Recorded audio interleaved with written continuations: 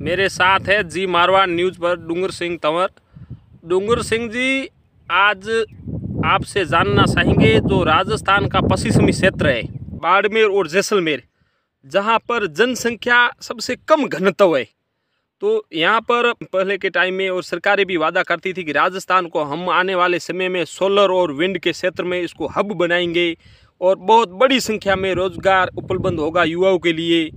तो उसमें अब 1-2 वर्ष पहले से यहाँ पर कंपनियाँ आ गई है, तो अपना क्षेत्र कवर करके निर्माण कार्य भी शुरू कर दिया गया है। तो इसमें कितनी सच्चाई है कि आप युवा है तो युवाओं के लिए कितना फ़ायदा और क्या रोज़गार आपको मिल रहा है?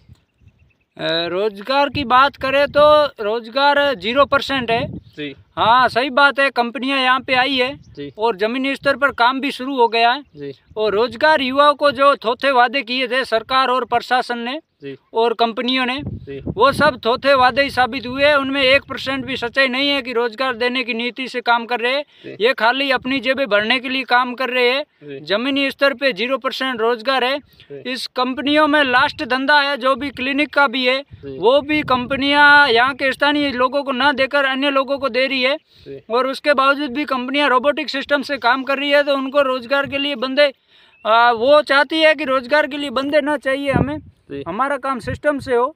और यहाँ के डिमांड है लोगों की भारी मात्रा में और यहाँ पे रोजगार की बहुत कमी है। यहाँ के लोग अभाव में जी रहे हैं, तो उनके लिए रोजगार होना चाहिए था और कंपनियों की कैपेबिलिटी है रोजगार देने की, लेकिन कंपनियां खुद का कारोबार चलाने के लिए लोगों को इग्नोर कर रही है, पब्लिक को। यहाँ पे कोई रोजगार नाम की चीज़ नहीं है।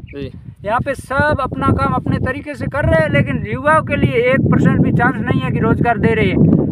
जी, युवाओं के लिए तो आप बता रहे कि रोजगार की कोई व्यवस्था नहीं करी है सरकार। बिल्कुल कोई व्यवस्था तो नहीं है। सरकार जब भी कंपनियों के साथ में एग्रीमेंट करती है तब वो पहले से ही घोषणा कर देती है समाचार पत्रों के माध्यम से, मीडिया के माध्यम से कि हम राजस्थान को सोलर का हब बना रहे हैं, युवाओं के लिए बहुत रोजगार के अवसर उपलब्ध होंगे।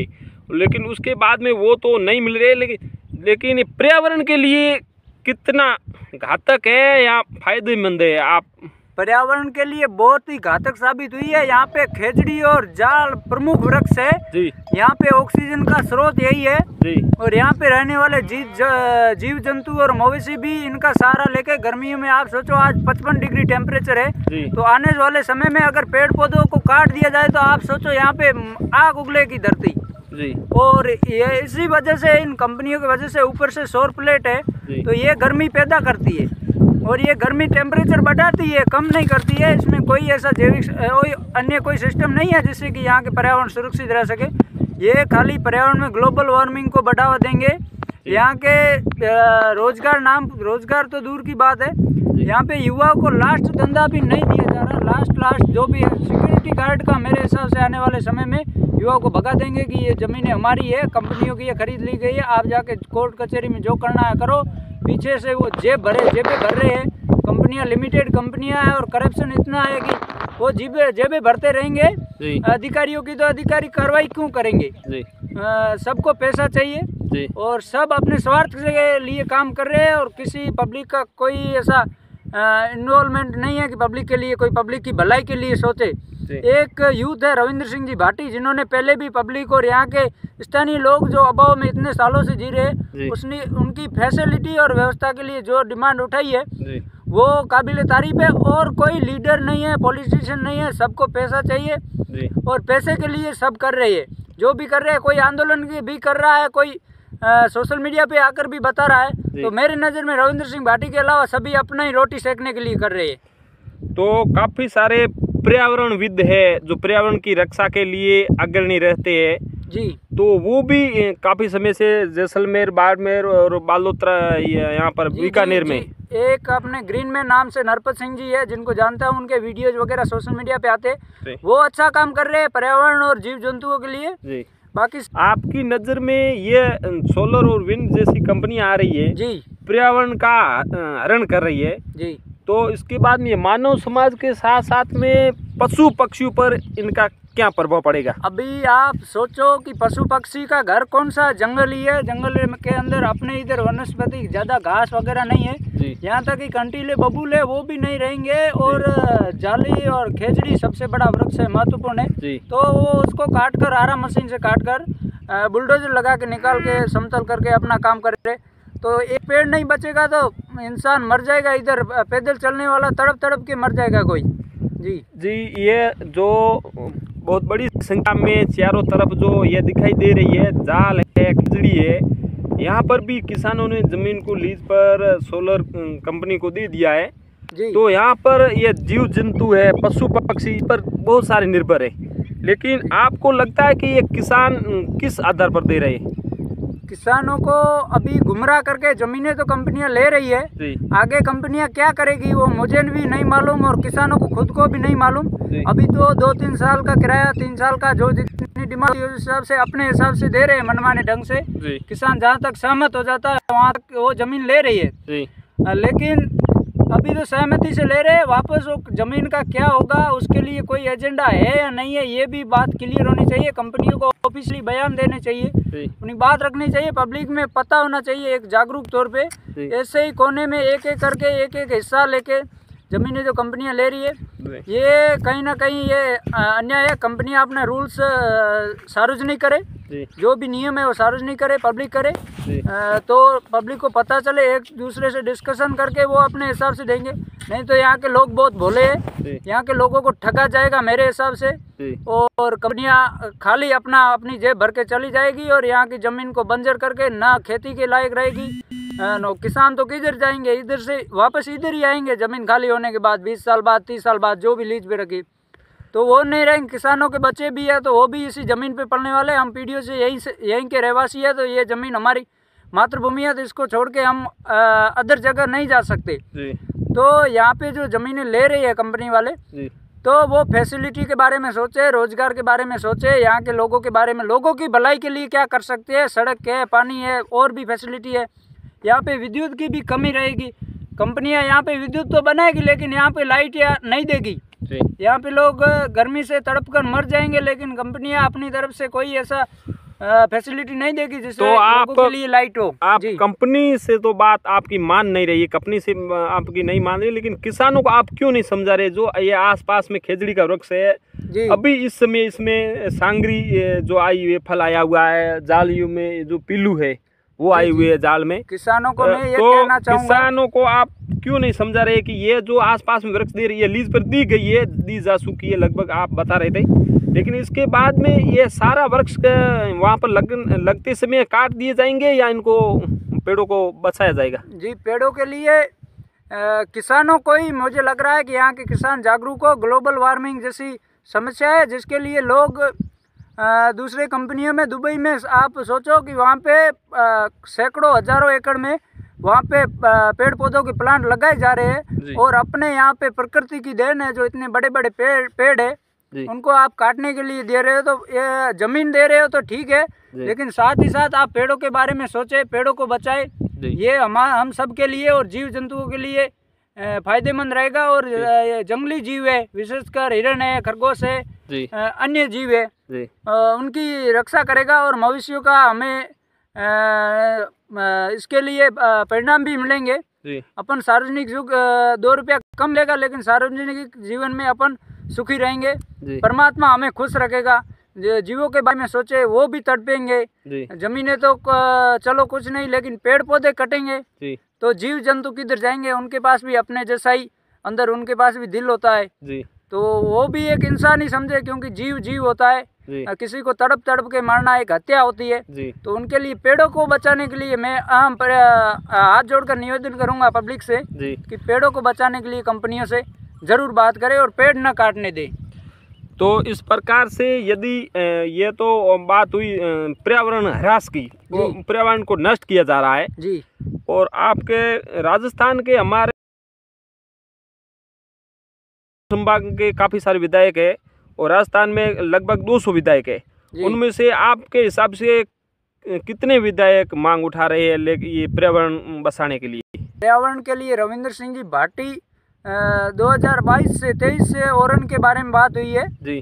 उसके बाद में लगातार ओरन बचाओ अभियान चला रहे हैं। उसके बावजूद यहाँ के पेड़ों को काट रहे हैं जी। कहीं पर भी उन्होंने कहीं पे उन्होंने कंपनियों के प्रति विरोध जताया है जी कि पेड़ों को बचाए जी। और ओरन बचाओ एक विशेष ओरन हमारी सब ओरन ही है जी। हमारे जिधर देवीय स्थान है हम भावनाएं हमारी जुड़ी हुई देवी देवताओं के साथ जी। हमारे इधर ओरन नाम से जैसे नागनेचा माता की ओरन होगी, आईनाथ माता की ओरन होगी, अन्य देवियाँ है जी। सैकड़ों देवियाँ है तो उनके नाम से जगह जगह पे बुजुर्गों ने पीढ़ियों से ओरनें बचा के रखी है जी। हमारे इधर जाल की लकड़ी को काटना और उसका जलाना पाप है। खेजड़ी को राष्ट्रीय वृक्ष का दर्जा दिया गया है, सरकारों ने दिया है तो सरकारें खेजड़ी को रोकने के लिए क्या प्रतिबंध लगा सकती है कि नहीं, ये सरकारों के ऊपर भी ये सवाल उठता है जी। एक आपके यहाँ पर ये सामने दिखाई दे रहा है गिरिल लिग्नाइट पावर प्लांट है जी। यही सोलर और इन कंपनियों की तरह 2007 में इस पावर प्लांट की स्थापना हुई थी। उसके बाद में आपके यहाँ जो स्थानीय युवा है आसपास के गांव के ज़मीनें यहाँ की स्थानीय लोगों की है, खेतों की गई है या गोचर है ओरन है जो पावर प्लांट यहाँ पर स्थापित हुआ है, इसमें आप युवाओं को कितना रोजगार मिला है और आगे इसमें मिलने की संभावना है या ये बंद हो गया है? गिरल प्लांट में पहले गिरल सुचारू रूप से चालू था जी। तो अभी उसमें प्लांट बंद हो गया है जी। और सुचारू रूप से उसमें सीमित मात्रा में वर्कर काम कर रहे हैं लेकिन पहले रोजगार था स्थानीय लोगों को जी। लेकिन फिर भी वो हड़तालें करनी पड़ती है, कई सारे मुद्दे होते हैं, कई बार दबाव बनाना पड़ता है कंपनियों के ऊपर, तब जाके कंपनियां मुश्किल से स्थानीय लोगों को रोजगार देती है जी। और बाहरी लोगों को ला के रख देती है लेकिन स्थानीय लोगों को पहले मौका मिलना चाहिए जो कंपनियां नहीं देती। कंपनियां खाली हमारी ज़मीन से खुद का फायदा खुद की जेब भरती है और बाहरी लोगों को रोजगार दे देती है लेकिन स्थानीय युवा भटक जाते हैं, इधर उधर रहते हैं, उनको योग्यता अनुसार कम से कम नौकरी देनी चाहिए।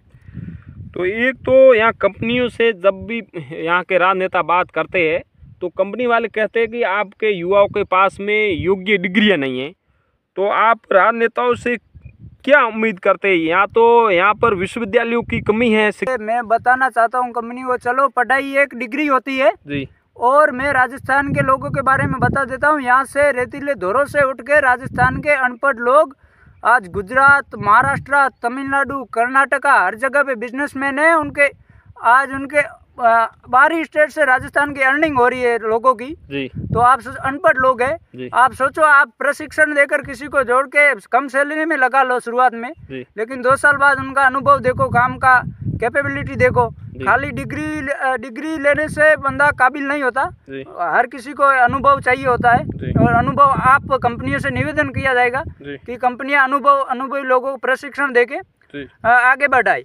ये स्थानीय लोगों को वरीयता देनी भी जरूरी है क्योंकि ये लोग अपनी जमीनें दे रहे हैं आपको जी।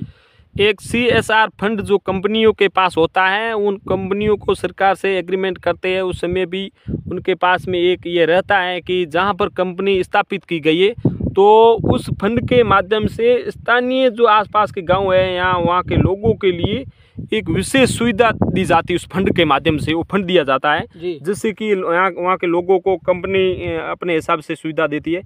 वो CSR फंड कंपनियां या गांव में लोगों की सुविधा के लिए काम लेती है या नहीं लेती? CSR फंड लोगों की भलाई के लिए मुझे नहीं लगता कि कंपनियां कहीं पे करती है जी। गिरल लिग्नाइट प्लांट है, गिरल की सड़क देखो आप, कंडीशन देखो, गिरल जीरो है जी। विकास में गिरल जीरो है, खाली उसने धुआं सहन किया है जी। पर्यावरण दूषित हुआ है जी। उसके अलावा उनके गांव में मुझे नहीं लगता, मैंने देखा है पूरा गिरल मेरे पास में है तो गिरल में सड़क भी नहीं बनाई है, हॉस्पिटलाइजेशन का काम भी नहीं हुआ है, स्वास्थ्य के क्षेत्र में कुछ नहीं किया। अगर एक गांव का नहीं कर सकते, कंपनी इतनी बड़ी लिमिटेड कंपनी हो गई, आसपास के एरिया को मेरे मानना है कि गोद लेना चाहिए। कंपनियों की कैपेबिलिटी होती है, जिनके पास होता है उन्हीं से डिमांड होती है जी। तो यहाँ पर गिरिल पावर प्लांट है जी, यहाँ नजदीक है, खदानें भी है कोयले की जी। तो यहाँ से जो धुआं निकलता है जी, वो आप लोगों के लिए हानिकारक है जी। बहुत ये धुआं सुबह के टाइम में पूरा ये धुंध हो जाता है, दिखता भी कुछ नहीं है जी। जब काम चालू सुबह और इसकी सुगंध अंदर इसकी जो हवा है, गैस है जी, इससे गैस से कई अंदर की बीमारी, आंतरिक बीमारियां लागू हो जाती है, जिससे व्यक्तियों की उम्र घट रही है, लोगों की, बुजुर्गों की उम्र घट रही है। जो 70 साल 80 साल जीता है वो भी 10 साल उनके कम होने शुरू हो गए। तो इससे बड़ा घातक ये पब्लिक के लिए क्या होगा।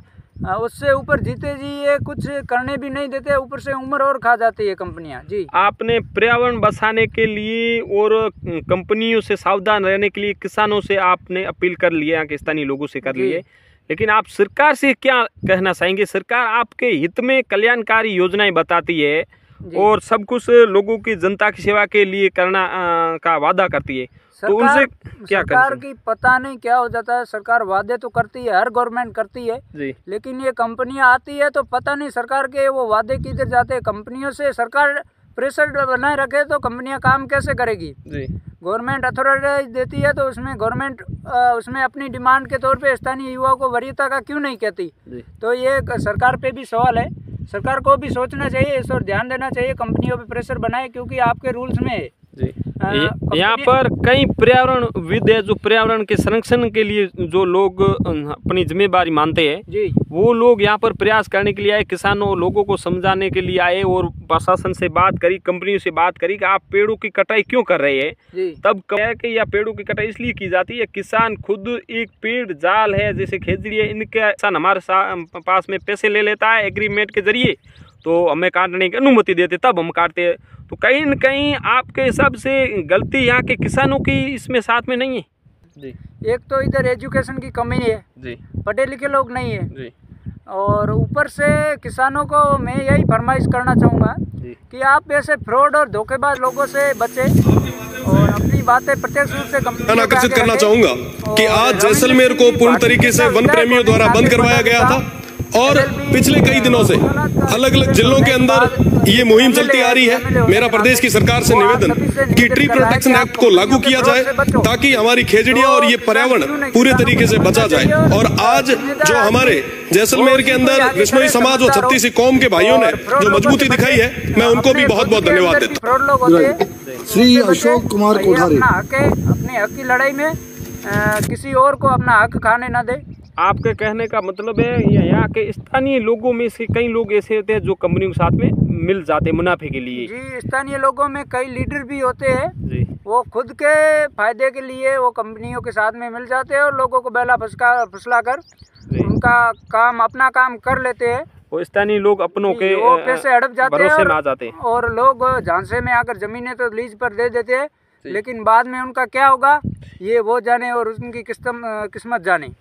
तो आपके हिसाब से कंपनियों ने बाड़मेर और जैसलमेर पश्चिमी मरुस्थलीय क्षेत्र को सुना है, यहाँ पर जनसंख्या कम है, ज़मीन ज़्यादा खाली बड़ी संख्या में है, इसलिए सुना है। यहाँ पे इनको कंपनियों के लिए वातावरण अच्छा है, पवन ऊर्जा, हवाएं तेज चलती है जी, और वो एनर्जी ज़्यादा अर्न करती है जी, इसी की वजह से। और दूसरा सोलर के लिए खुला एरिया है जी, और ऊपर से टेम्परेचर बहुत रहता है जी, तो ज़्यादा तापमान की वजह से ज़्यादा सोलर से एनर्जी अर्न होगी जी, और बड़ी कमाई के लिए ये कर रहे हैं, बहुत सारा पैसा कमाएंगे। लेकिन मैं कंपनियों से भी निवेदन करूंगा कि आप किसानों और यहाँ के गरीब लोगों के बारे में ज़रूर सोचें।